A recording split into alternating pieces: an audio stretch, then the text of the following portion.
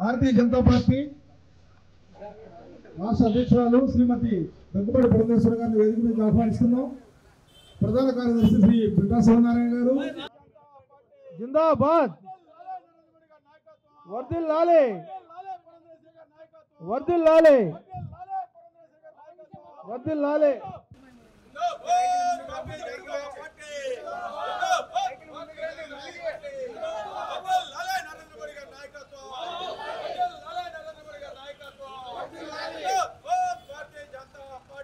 Vehicle ముందు రండి.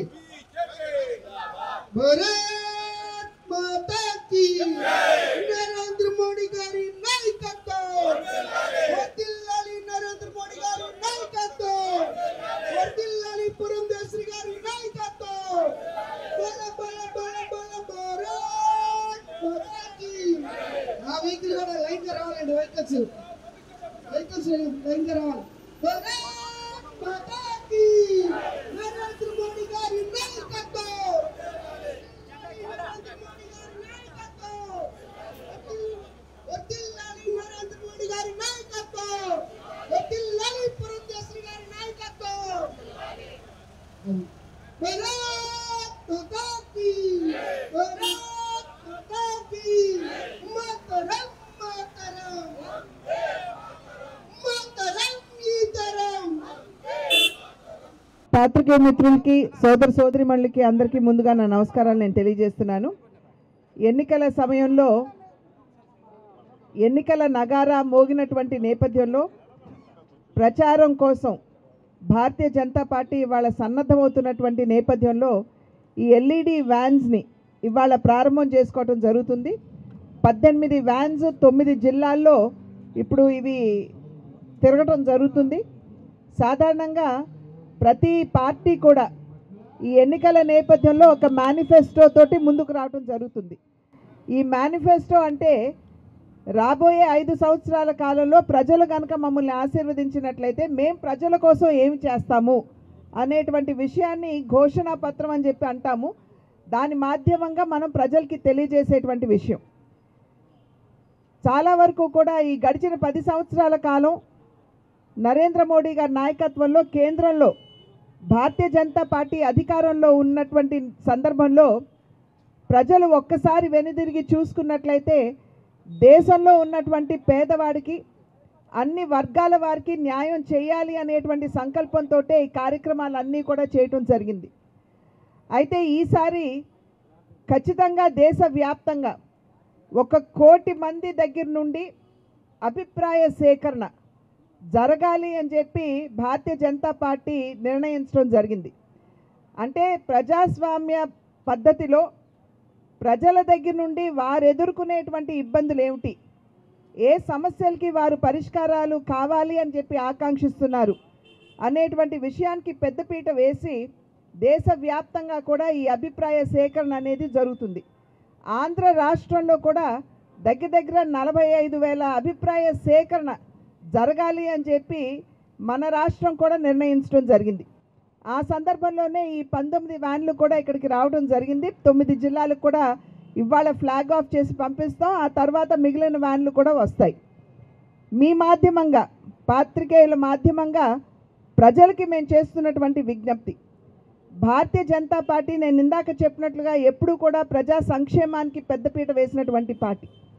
Bharatiya Janata party మూల సిద్ధాంతం కూడా అంత్యోదయ, అంటే సమాజంలో అట్టడుగునున్నటువంటి వారికి సైతం సంక్షేమాన్ని అందిస్తూ ముందుకు వెళుతూ దేశ సర్వతోముఖాభివృద్ధి సాధించాలి అనేటువంటి లక్ష్యం.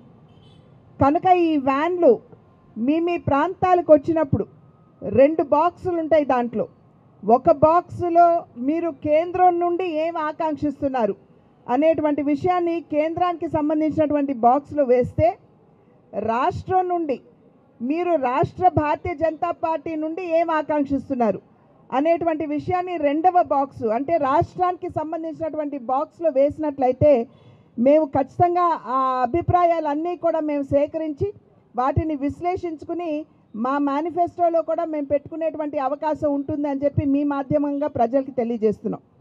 ఇప్పటికే మేము ఒక మేనిఫెస్టో కమిటీని వేసుకున్నాం. వివిధ వర్గాలు ఏదైతే అంటే వ్యవసాయం కావచ్చు, పరిశ్రమకు సంబంధించినటువంటి విషయాలు కావచ్చు, యువత కావచ్చు, మహిళలు కావచ్చు, పేదవాడు కావచ్చు, మధ్యతరగతి వారు కావచ్చు, వారి ఆ వర్గాలతో మాట్లాడి వారి నుండి అభిప్రాయ సేకరణ చేసి మేనిఫెస్టో కమిటీని ఇప్పటికే మేము పొందుపరిచాం. వారు ఈ వర్గాలందరితోటి మాట్లాడుతున్నారు, ఆ మాటలు జరుగుతున్నాయి. రేపు ఎల్లుండిలో మేము మళ్ళీ ఒక ఫైనల్ మీటింగ్ మేనిఫెస్టో కమిటీ మేము చేసుకోబోతున్నాం. అయితే ఈ బళ్ళు ఏవైతే ఉన్నాయో ఈ నెల 25వ తారీఖు వరకు జిల్లాలో తిరుగుతాయి. కనుక మీ జిల్లాలకు వచ్చినప్పుడు మీ మనసులో ఉన్నటువంటి ఆకాంక్ష ఏదైతే ఉంటుందో వాటిని బాక్స్లో వేసినట్లయితే ఖచ్చితంగా మేము జనరంజకమైనటువంటి మేనిఫెస్టోని తయారు చేసుకోవడానికి అవకాశం ఉంటుంది. అది మాత్రమే కాకుండా మీ సమస్యల్ని పరిష్కరించే దిశగా మాకు అడుగులు వేసేటువంటి అవకాశం మీరు ఇచ్చిన వారు అవుతారు. కనుక ఆ దిశగా మీరందరూ ఆలోచించి మీరు మీ అభిప్రాయాలు తెలియజేయాలని చెప్పి చేస్తున్నటువంటి అభ్యర్థన. అదేవిధంగా నిన్న మొన్న ఢిల్లీలో జరిగినటువంటి చర్చలు మేము వెళ్ళి మా అభిప్రాయాల్ని అక్కడ మా నాయకత్వానికి తెలియజేయడం జరిగింది. ఆ తరువాత మా జాతీయ నాయకత్వం ఇక్కడ ఉన్నటువంటి 2 పార్టీలు జనసేన మరియు తెలుగుదేశం పార్టీ, ఈ 2 పార్టీలకి సంబంధించినటువంటి అధ్యక్షులతోటి కూడా మా జాతీయ అధ్యక్షులు మరియు అమిత్ షా గారు వారు కూడా వారిద్దరితోటి సమాలోచన చేయటం జరిగింది. సంతోషం ఏమిటంటే ఏదైతే మనం పొత్తు అని చెప్పి అనుకుంటున్నామో ఆ పొత్తు ఖరారు అయ్యింది అనేటువంటి విషయాన్ని మీ మాధ్యమంగా ప్రజలకి తెలియజేస్తున్నాం. అయితే సీట్లకు వచ్చేటప్పటికి ఎన్ని సీట్లు, ఏ సీటు అనేది ఇవాళ రేపట్లో ఖరారు అయ్యేటువంటి అవకాశం ఉంటుంది. కనుక రేపు సాయంత్రానికల్లా మీకు అన్ని విషయాల మీద, అంటే పొత్తు ఎలాగో ఉన్నది, ఏ సీటు ఎన్ని సీట్లు అనేటువంటి విషయం మీద మీకు రేపు సాయంత్రం ఎల్లుండి కల్లా మీకు తెలియజేసే అవకాశం ఉంటుందని చెప్పి మీ అందరికీ తెలియజేస్తున్నాను. దుష్ట శిక్షణ శిష్ట రక్షణ జరగాలి అని అంటే శ్రీరాముల వారికి కూడా మరి ఆంజనేయుడు, జాంబవంతుడు, విభీషణుడు, అదేవిధంగా ఉడత సహాయం కూడా తీసుకోవాల్సి వచ్చింది. ఇవాళ రాష్ట్రంలో కూడా అదే పరిస్థితి ఉంది. దుష్ట శిక్షణ జరగాలి, శిష్ట రక్షణ జరగాలి. కనుక మా కార్యకర్తలు ఈ విషయాన్ని అర్థం చేసుకోగలిగినటువంటి సామర్థ్యం కలిగినటువంటి కార్యకర్తలు. వారు రాష్ట్ర హితాన్ని ఆకాంక్షించి ఏ నిర్ణయం అధిష్టానం చేసినా కూడా దానికి ఖచ్చితంగా మంచి క్రమశిక్షణ కలిగినటువంటి కార్యకర్తలుగా కట్టుబడి ఉంటారు.